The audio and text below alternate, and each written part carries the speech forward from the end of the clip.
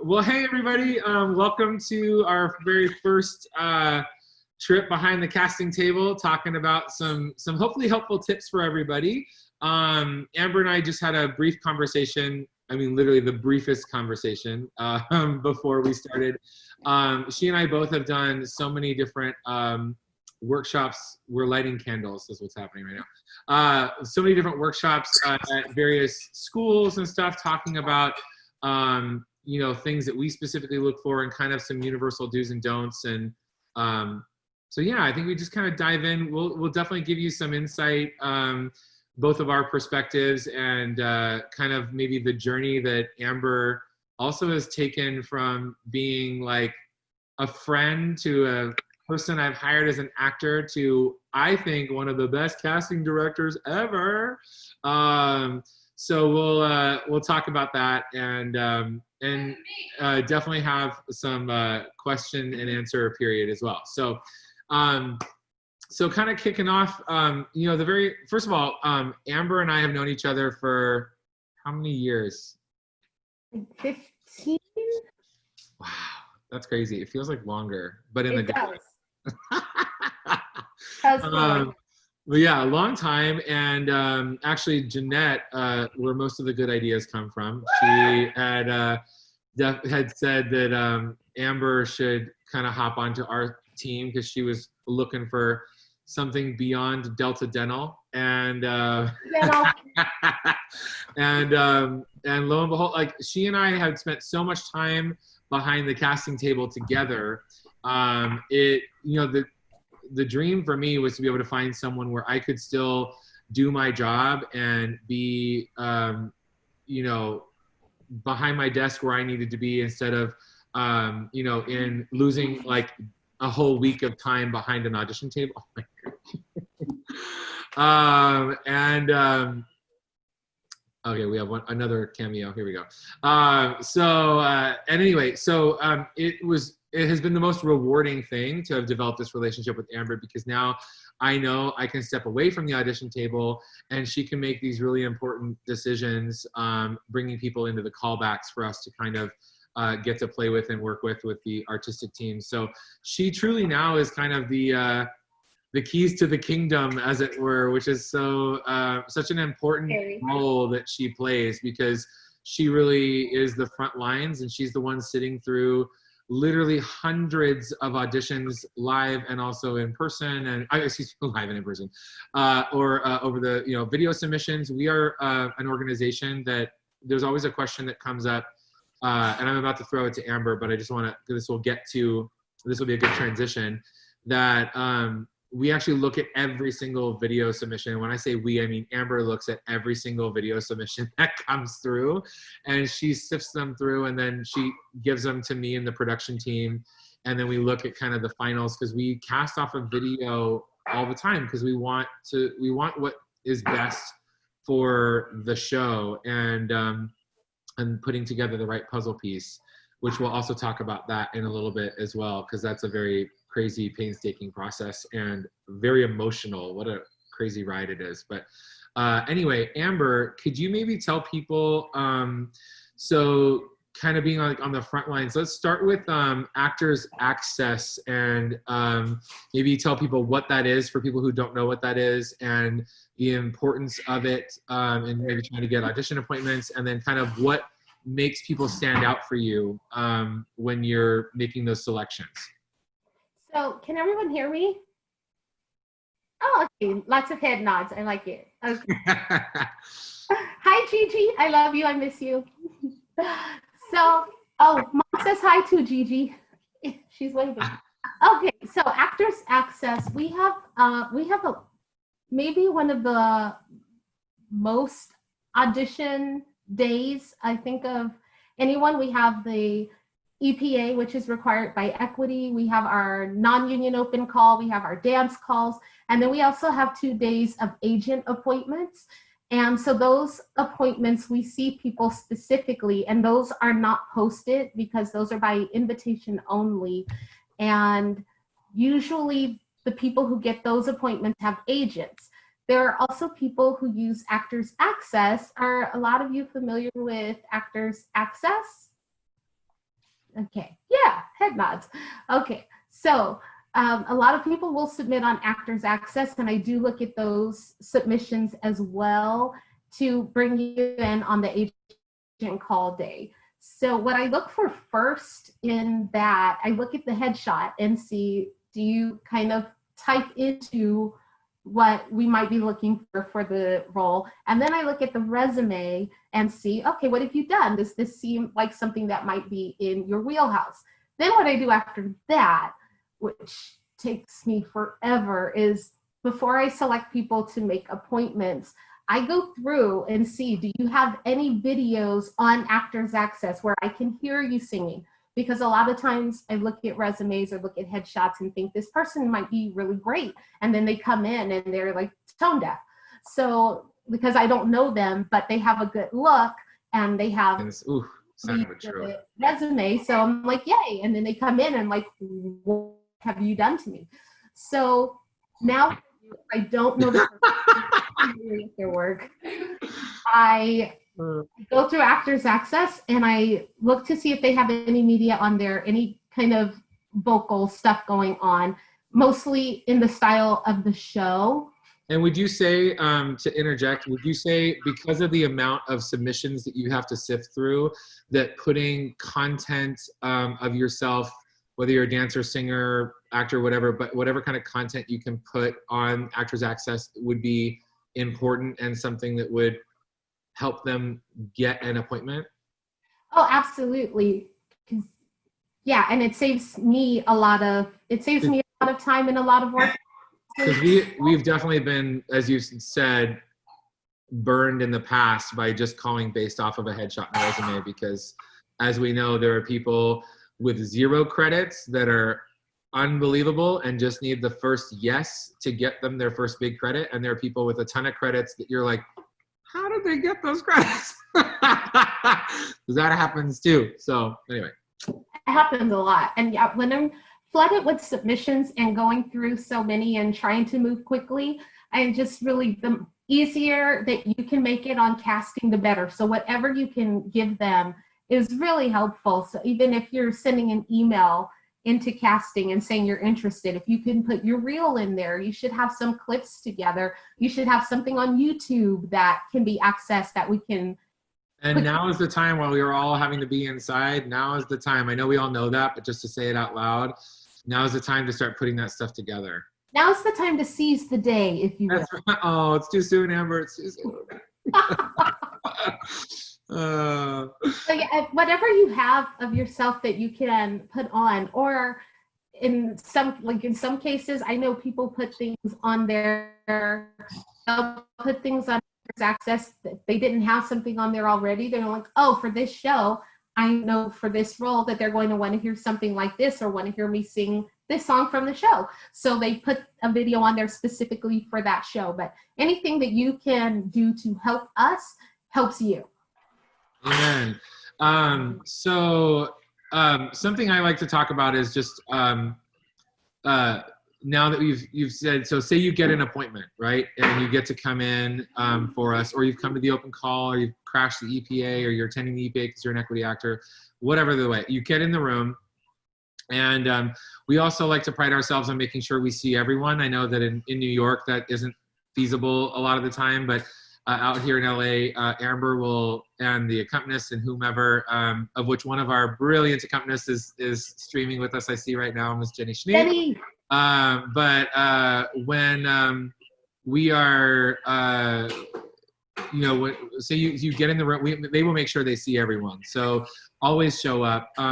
We understand that the biggest obstacle is getting in your car, getting the material, printing out your stuff, and getting there. Like, we know that is just like such an enormous amount of effort. So Amber and I, and now specifically Amber mostly, have really created a culture at 3D that we hope that people feel that they understand when they come into a room, they feel valued. We understand that your time is like everything, but know that when you come in the room, and I think I can speak for every room on the planet, we want you to be the solution to our problem. So we are on your side from the moment you walk in that room. But, and we specifically like want you to be the person that, you know, is it for us, right?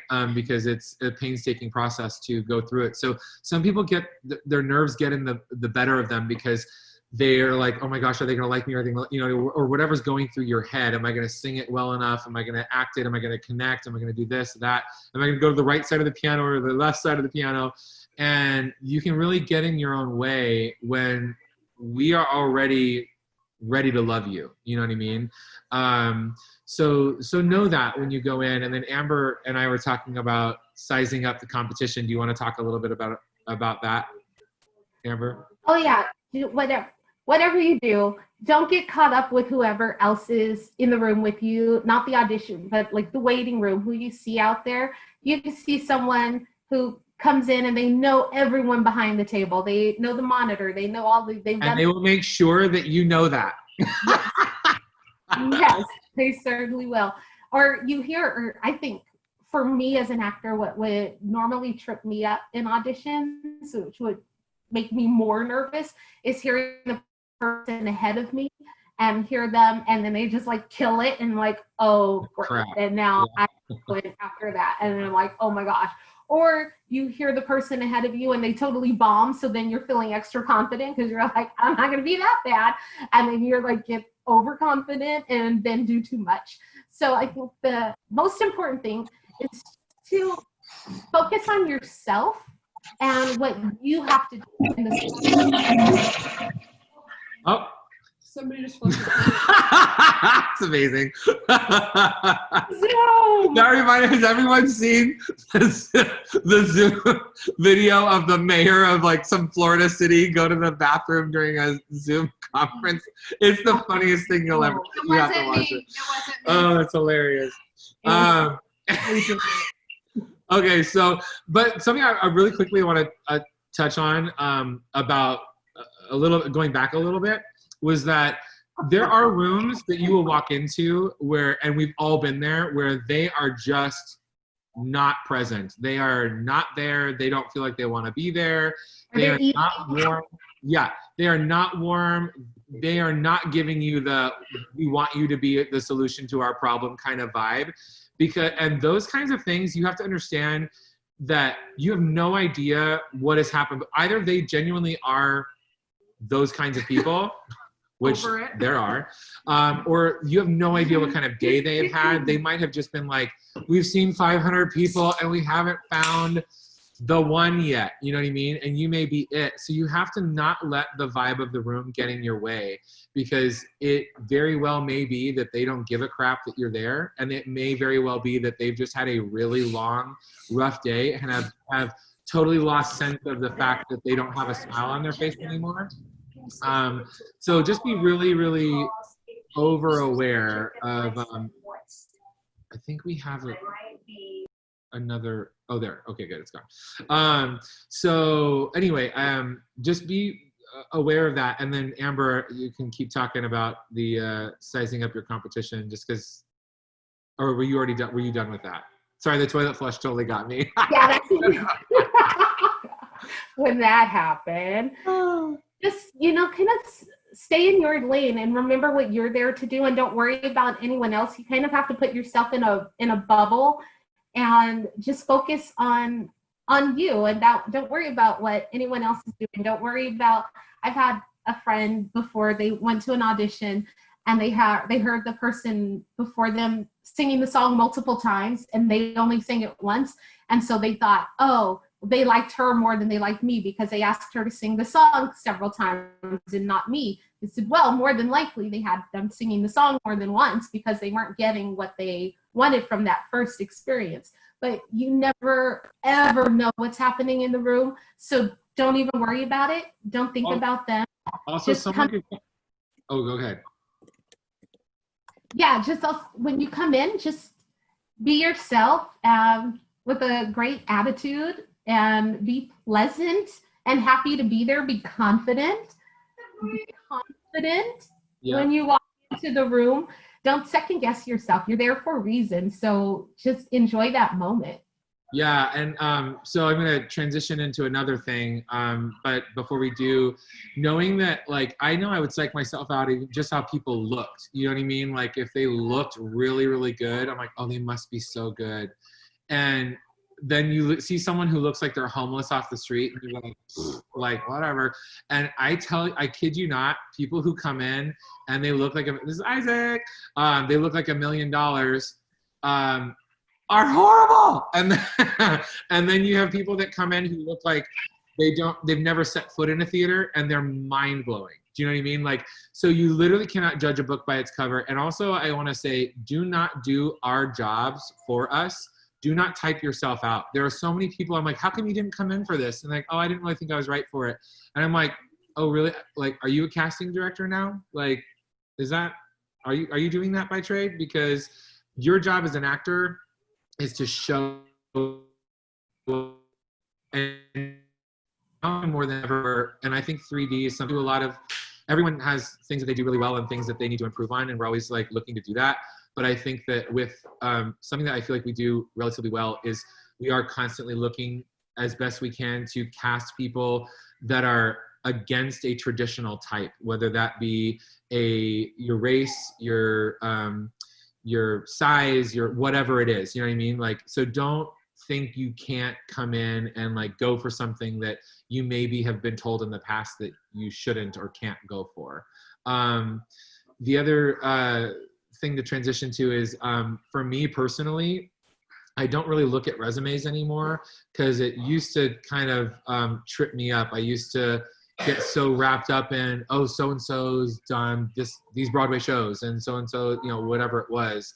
And I really started to, this is like years ago now, that I don't remember, Amber, you might be able to remember what show it was for. It might've been Parade the first time, but someone auditioned for us and I hadn't looked at their resume, and they were like, they had a bad day. I mean, it was like a bad audition.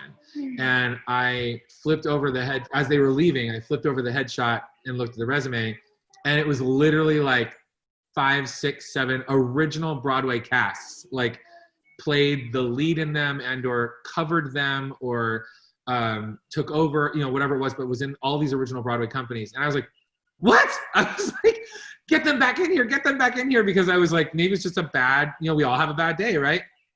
And I had them sing again, and it was the same story. We were like, how did this person get these credits? And it was one of those moments for me where I was like, you know, art is subjective. You know, like my Picasso is your trash, and your trash is my, you know, whatever. It's like all subjective, right? What we all like and what we think is good and what someone else thinks is bad and whatever.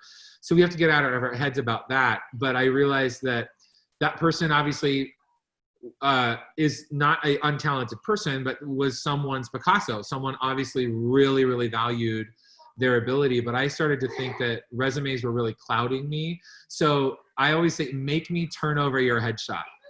Either be that good or be that bad, but make me turn over your headshot, because mostly it's like, I just want to connect with you as a person and artist. And I don't want to be clouded by the fact that you may have no credits on your resume. You know what I mean? You may have just still be in college or just getting out of college or whatever the case may be. And it doesn't make you any less valuable than someone who has 5 or 6 Broadway shows. So we want to hire the best person. And that also, so you know, if you've been in for 3D, and which I see a few of you guys who are incredible and we think are amazing, and we keep bringing in for shows, don't get discouraged and don't stop coming, because if we keep bringing you in, it means we really, really like you and we really, really value you. It just means that putting together a puzzle piece, it means that your piece, just as good and amazing and shiny as it is, doesn't fit with any other piece. You know what I mean? It's such a crazy roadmap when we're putting together a show. And when we get into talking about actually casting a show, maybe later in the session, we'll let you into that process. But just know that it is so much more, it is so little about you and about so many other things. So you kind of really have to let go of yourself and your own investment. You can also kind of, and I'm sure Amber can attest to this too, and I'll throw it back your way in a second, that you can smell the energy walking, like almost before you get to the room. You can smell someone who's like really, really green and really like, oh God, I want this job so bad. You know what I mean? And then you can smell someone who's like super over it, and then you can also, and who is like not the energy you want in your rehearsal room. And then you can also really feel when someone is just like at peace with whatever, and they're there to do their best, and they're there to be in this moment with you. And if that's the only moment that it is, that's great. And if it keeps going, that's great. But you want someone who has their feet on the ground and who's gonna be able to have a conversation with you and be able to, when I'm looking at someone, I'm having a conversation with someone in the room and I'm getting to work with them and they've made me interested in working with them, and I give them some direction, or Amber gives them some direction. It's how you interact and how you can, people put on audition personalities and they come in and they're like, hi, and they're just like putting on this like product, as opposed to like, I want to see you with as many of your walls down as possible, as comfortable as you are, owning who you are, whoever that is, and being as authentic as you possibly can be. Because if I have to work at breaking down walls in trying to direct you in something, or if another director or whoever, then we're going to spend the 5 minutes that we have to put up a full show doing that instead of actually doing the show and like, you know, getting really good work done.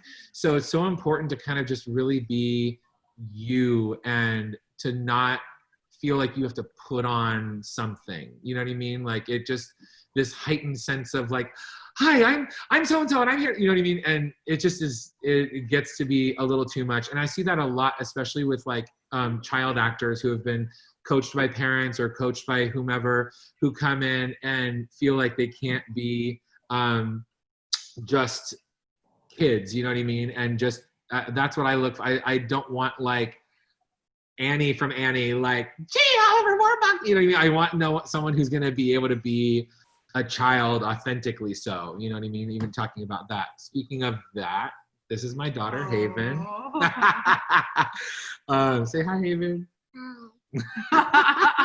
But Amber, go ahead and see Amber? Yeah, see Amber? Yeah. Hi, So why don't you, Amber, take it away and kind of maybe continue on from more tips on some things. So yeah, I recognize a good portion of you. A lot of you know this, but your audition begins basically when you get onto the parking lot. Like, Amen. That's where it begins. You don't know who is where, who knows who. And a lot of times your attitude in the holding room while you're waiting, when you're signing in, that we will get text messages. Yeah, we will get text messages, and we'll find I'm like, oh, okay, that person is a little crazy and not so cool.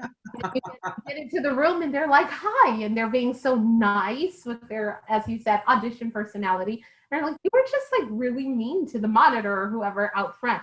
I've had people, a lot of times at the start of auditions, I like to sit out and be the monitor until we start, just to get a good sense of people, because the majority of people show up at the start of the auditions, and then it slows down and gets less crazy. But a lot of people show up at the beginning. So I like to be there and kind of meet people and find out who people are before they go in. And I can tell you that there is a difference sometimes from people in how they treat me when they're signing in, and when we get into the room and they're like, oh, it's you. And I see that look, and sometimes people have said something like, oh, I didn't know you'd be back here, and I'm like, you should be nice to everyone. Also, like, she gets people who are outwardly like disappointed or upset that like I'm not in the room, and immediately like devaluing the people in the room, the casting director, you know what I mean? Like, it's kind of unreal when like, when they're like, where's TJ? Or where's you have to turn your thing back on. Oh, it's just you. Like, she hears that all the time. And I'm like, get that as your really, wife. like, Birthday that's boy. just so, it's crazy. But like, just tagging on to that, we have Elsa. Elsa's in the house. But yeah, when we have, people come into the, thank you, I love you. When we have people come into the room, the way you treat the monitor, like if you've been in traffic for a long time, we get it. Like you've sat in the car for 2 hours and you are not in a good way. It has nothing to do with anything else other than like you are stressed out. Take another minute to like walk around outside, get some deep breaths, like make sure before you walk into an audition room that you are going to be putting on like, be authentically you, but you're not so authentically you that it's a turnoff. But yeah, that's a really good point, Amber. I think that's very valuable. Oh, Gigi has a question. Yeah, if you have a I have a question. I see firsthand how hard this work is in casting. I see Miss Amber go over everybody's submission. She does look at them all quite closely. But I do have a question. What should you do as far as song choice for your video submission compared to singing there in the room? How important is the choice? Should your video submission be a song that really showcases your best vocal skills, and then maybe have another piece that's closer to the character that you're auditioning for the audition room? What's the best balance of that? What's the best way to put your best voice forward, if you will? Well, for me, if you can find something that does both, that is awesome, because otherwise, if you're not singing something in the style of the character that you are going for, if you're not submitting something in that style, then I have to email you back and ask you to sing something in that style. So that's an extra step for all of us, because now I have to email you back and ask for it. And then also you have to do something else or find something else.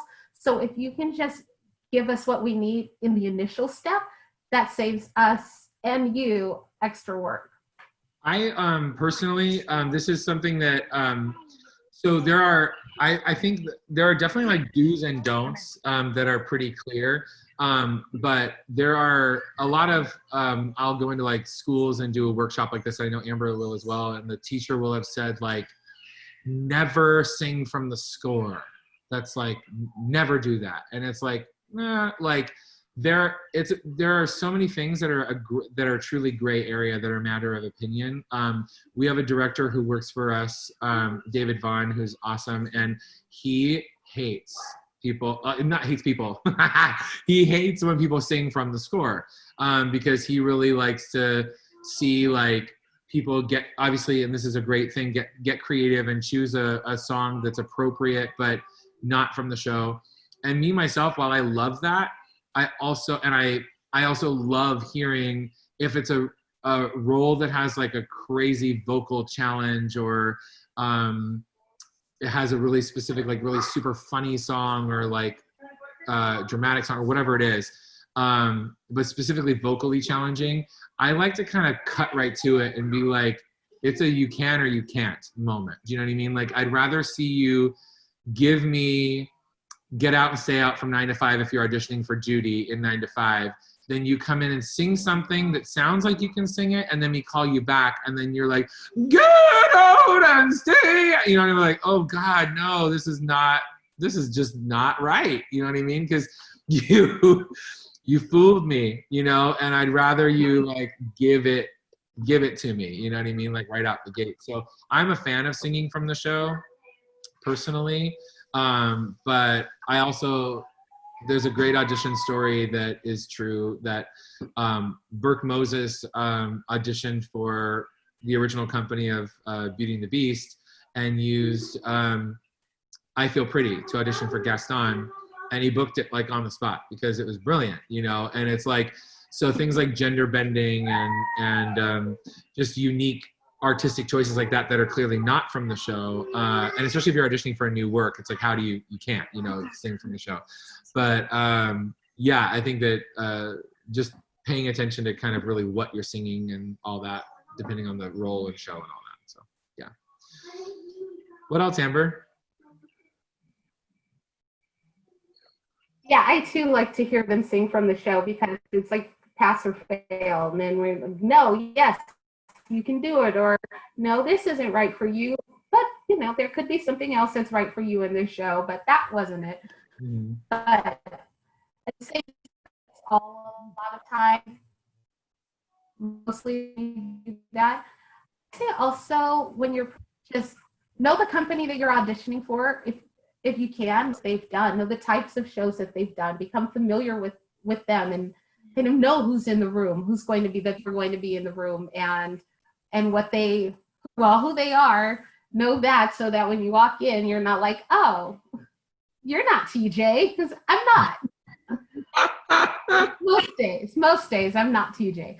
So yeah, know who's going to be in the room, know for sure the shows that they have done, because sometimes, let's say we just did Kinky Boots, and if we're doing a show in a similar style and you come in and you're kind of doing you do a song from that show that we just heard a bunch of times a certain way that we've grown attached to, and we're like, oh, I loved when she did it like this and did this, and then you come in and you're not doing all of that, you're like having to compete with someone from the past for a show that they're not even like probably going to be in or auditioning for. So I just say to help you best foot forward, just be familiar with who you're auditioning for and what they've done in the past. That's a great point. I have to give a shout out to Jenny Schneep.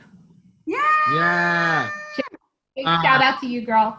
Yeah, and on to that, Jenny is going to be one of our guests when we're actually going to do an accompanist and music director panel where we're going to talk to them about some great do's and don'ts. A lot of them have very different opinions of like taping your music together to putting it into inserts and what kind of inserts and what kind of folder versus an iPad.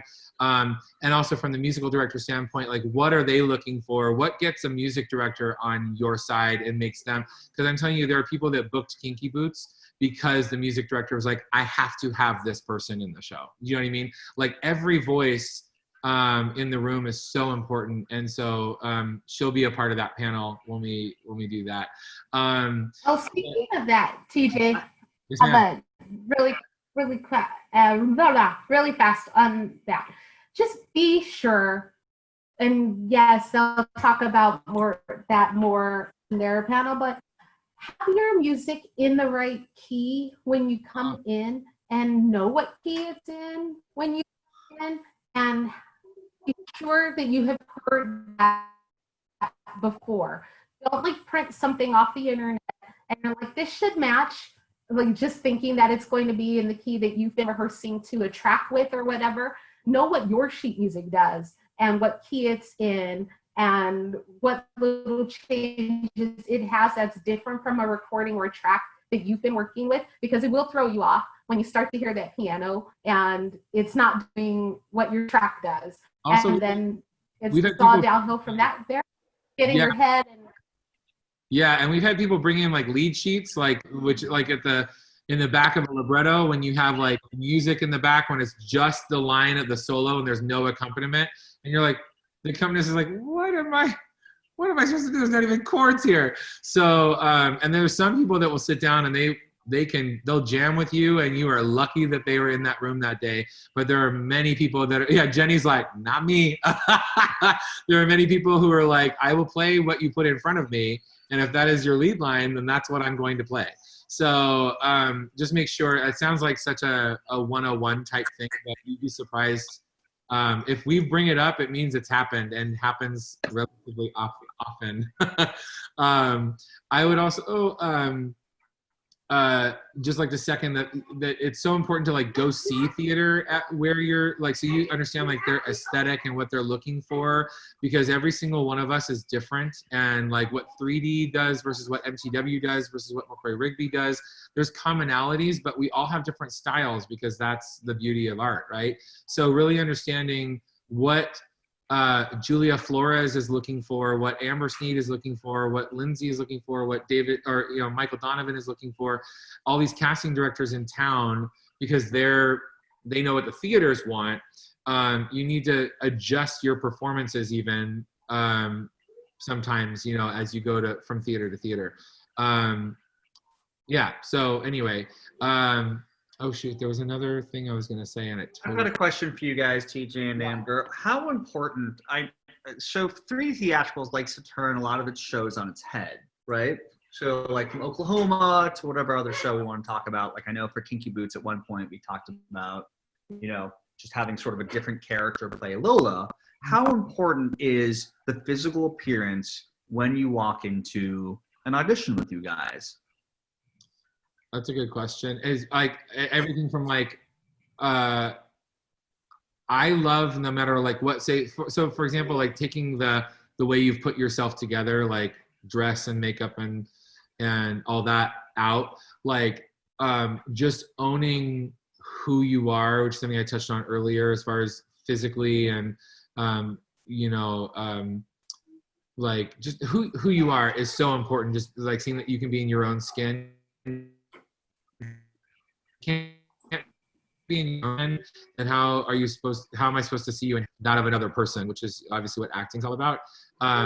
So that's important. But when it comes to, I think, dressing appropriate for the show, like we saw people come in for Secret Garden or Oklahoma, or maybe Oklahoma's not a good example, but like Secret Garden in like jeans and it just like very informal. Do you know what I mean? When you're auditioning for Secret Garden, it feels like you should be not like coming in like a period outfit, but I mean, just looking nicer. You know what I mean? Like, cause it's a different vibe. It makes you hold yourself differently. It's going to just affect so much.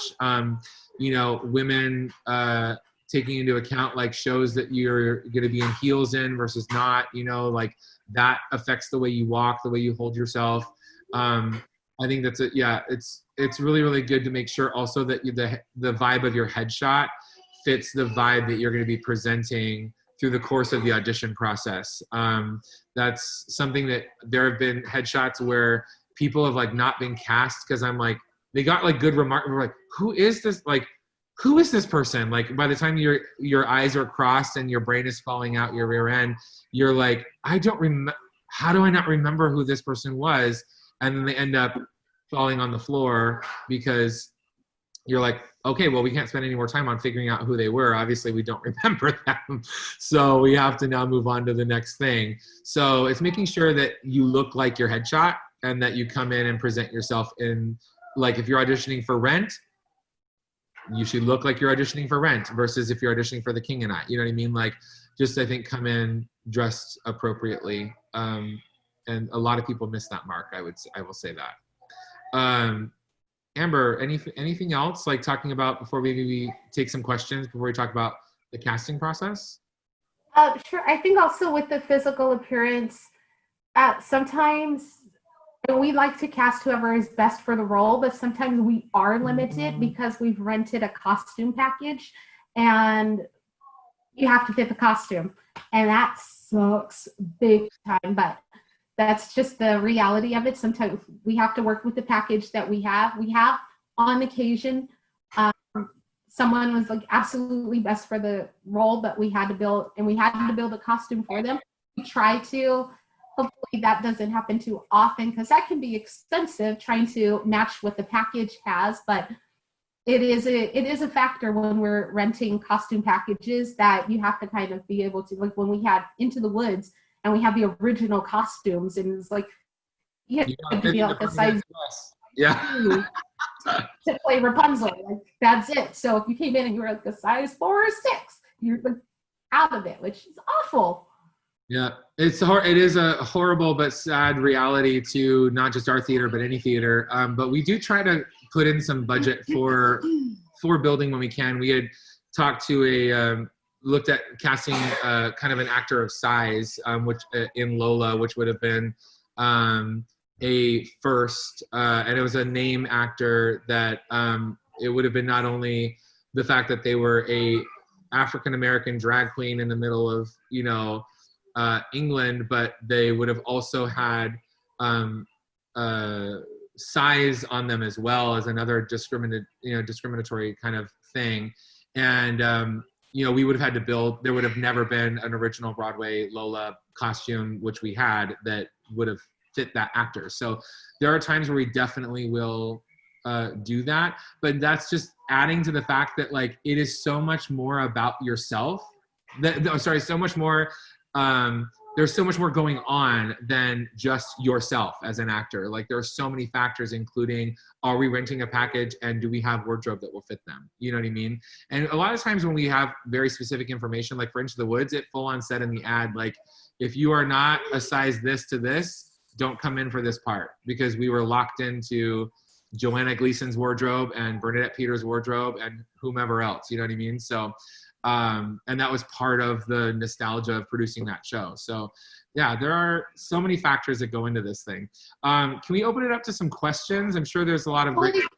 Of course. So anyone who wants to ask a question, can they just virtually raise their hand? I wanted to say one more I thing. will unmute you. Yeah, Amber, go ahead. Yeah, I just want to say about that, following up a little bit on the last thing you said, TJ, we believe in being completely transparent. So if we are not looking for a role, if we're not looking for an actor for that role, we will absolutely state that. And yes, it is pre-cast. Oh, hey, Leilani.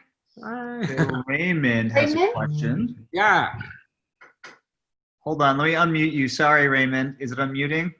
We've all been obsessed with your background, by the way, all day. Yeah. Oh, thank you. This is where I do my self-tapes. It's Yeah. my favorite. I love it. Hi, Jeanette. How you doing, girl? Hi. So for TJ and Amber, I know you guys talked a lot about that transparency, which I, as an actor, super, super appreciate. And this question could be directed at 3D or for really audition rooms in general. I know you guys give specific sides for your vocal auditions, but you say we can always sing whatever we would like instead. Do you guys really want to hear what we have in our books, or would you really rather hear what you provide us with? Amber, you go first. I absolutely want to hear from the show, from our sides. I absolutely, unless you have this amazingly brilliant song that we probably haven't heard before, that, or a different take on a song that's just going to blow our minds, and we're gonna be like, oh my gosh, I've never seen it like that before. Yeah. Truly extraordinary. Yeah, or so like beyond appropriate for the character, like a Burke Moses moment, you know what I mean? Where you're gonna be like I will prepare the sides so that I have them ready, but I'm gonna serve them up this brilliant choice and take the risk. We love risks. We love risks. And that is, we create a safe room so that you can do that. But yeah, if it comes to like a preference, if you're like, I can sing this thing that's super comfortable, that books me work, or I can come in and sing this great, aside from the show that's gonna hopefully book me work, I would err on the sides. If it's for, I would say, right, Amber, if it's for a specific role, not like for ensemble, right? Right. If it's for ensemble, just do it. But if it's for a specific role, but also at the same time, if you are not, if it comes to the day of the audition and you're not comfortable with the side, we want you to do whatever puts your best foot forward. Yes. Don't come in and try to do the side if you're not comfortable with it, because you're going to be worried more about that and the notes and the lyrics and all of that, instead of doing what you do best. Yeah. And what you do best. So if that side is not going to give us that, do what you feel comfortable with, and you're like, I know I can rock this out today, and that's what I'm going to give them. That. And do not get in your head about it. Like exactly what she said. Like, we'll tell you right now, because you're here, what our preference is, but our ultimate preference is for you to do your best. Do you know what I mean? So if that means that you're not gonna sing from the show that day, but you're gonna come back to callbacks ready to go, then that's what it means. And we want to see you kill it. Awesome. Thank you guys so much. Yeah, great question. Other questions? So I got a question for you, TJ. So in auditions, what have been some of the most impactful auditions that you've had? Like when you've left, okay, that was amazing. Besides talent, because obviously you have to be able to sing the song, but besides that, what's important in an audition? Amber, Like, obviously Amber said being nice. What? Amber, do you remember the guy that used props? Which one? There's like The only like a really he got like we gave him like a standing ovation. he did like that awesome props guy. Yes, the only And good prop thing. we called him back for like all the roles. Okay, there was a guy, I mean, this is like the biggest risk I've ever seen. And literally anyone teaching an audition class would be like, no, don't do it. And this guy was so brilliant. It was so well executed. And he literally came in with many props, and did this full thing. And we cry a lot. We gave him a standing ovation because it was so good. And it's like, if you can do that, and you're reading the room right, and the rooms, and he said, he was like, you'll probably never want to see me again after this, but I'm gonna do this anyway. And we were like, oh my God, you were of my people. And we wanted him in the shows. He didn't book the show, but we called him back for every part. And we would have had it been the right choice, he would have booked the show. But he had one of the best auditions, if not the most impactful audition of that process. Couldn't make callbacks. He couldn't make it to callbacks. He like went off on a cruise or something. Oh, that's right. That's why he didn't book the show. But we also had, can I tell the Mark Reese story real quick? Sure. Okay, and then so anyone who knows Broadway's Mark Reese, he's just the sweetest, most amazing human being. And he came in, he was workshopping, it was for Spamalot, so it's like silly. And he came in and he had this outfit on, and he was like, we didn't know it till later that he was workshopping something for his one-man show. And he started singing pulled from Addams Family, which is like, Wednesday Addams song. And he got to the chorus and he pulled his outfit and unfurled with boobs, like a sequined dress that he all of a sudden was in. It was like Broadway magic, and he booked that show. He was like, I was like, oh, you were in this show. Like, you're booked and blessed. It was so funny. So taking big risks can often pay off, because that's the other thing. He was like, fuck it, what do I have? He's like, what do I have to lose? Nothing. It's like, you get the job or you don't get the job. And he knew he was among a room that like loved that he was there. And he took this massive choice and he booked a show from it, which then turned into him booking another show from it, at 3D. And I mean, Natalie is like our longest running in a row. How many shows did you do in a row? It was crazy. And she literally was never pre-cast, and she came in and snatched them. It was 8 shows in a row. And then she went and got her equity card, and then we had her back on an equity contract as a dance captain, which is another thing we love to do, is bring people back who've been non-equity and give them equity work. We love that, and I've done that many times. But anyway, taking big risks, if you can do it and it's well calculated, those are 2 very impactful auditions for me. What about you, Amber? I know that Emily King Brown always would come in and do amazing auditions. She would take a song and make it fit for the character that she is auditioning for. So it could be like a regular musical theater type song or a rock song. And she would take that rock song and sing it in the style of the character she was auditioning for. Yeah, it was amazing. And make it totally musical theater style, and completely committed to it. And I think that's the big thing. Just commit to whatever you were doing. Yes. Go for it.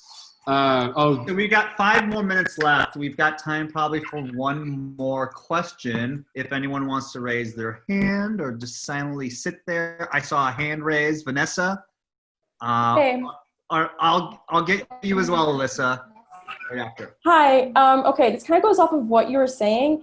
Is there like a surefire way to know that the risk you want to take isn't too risky? Like, is there anything we can do to make sure that's not too crazy? That makes sense? Silence from Amber and I.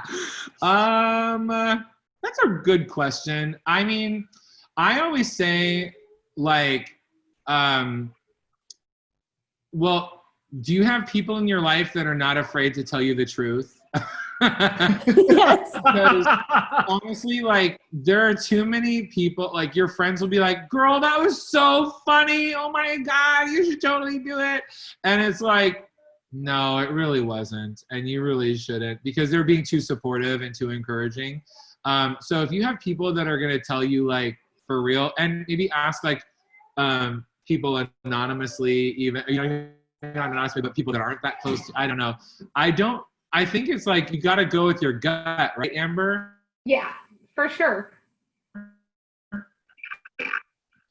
Cool. And Alyssa, which obviously you're not Alyssa. Is on I didn't have a question. I was just hyping up Vanessa because she raised her hand and I was happy for her. So I was happy. I didn't have a question. Right then. Well, there you go. Well, I think that wraps up our tips from behind the audition table for today. Anyone who wants to join for tomorrow, there's going to be a registration at 2 p.m. We will choose 5 people to do their own audition, and Amber and TJ will critique you guys. So make sure that you sign up on Insta Story tomorrow. Just tag us. Tell us why you want to audition, and we'll choose 5 people randomly. And that starts at 2 p.m. tomorrow for registration, and 3 p.m. is the actual Zoom conference. Thank you guys so much for joining us for our first day of 3DU. Thank you, Amber. Thank you, TJ. Thank you, Julian. Hi, Brooklyn. I think TJ disappeared because I can't see him. So, but I hope you guys have a great rest of your. Oh, there he is. He's struggling. He's struggling. All right, guys. We will see you tomorrow. Have a good one. Bye. Brittany. Thank you. Bye.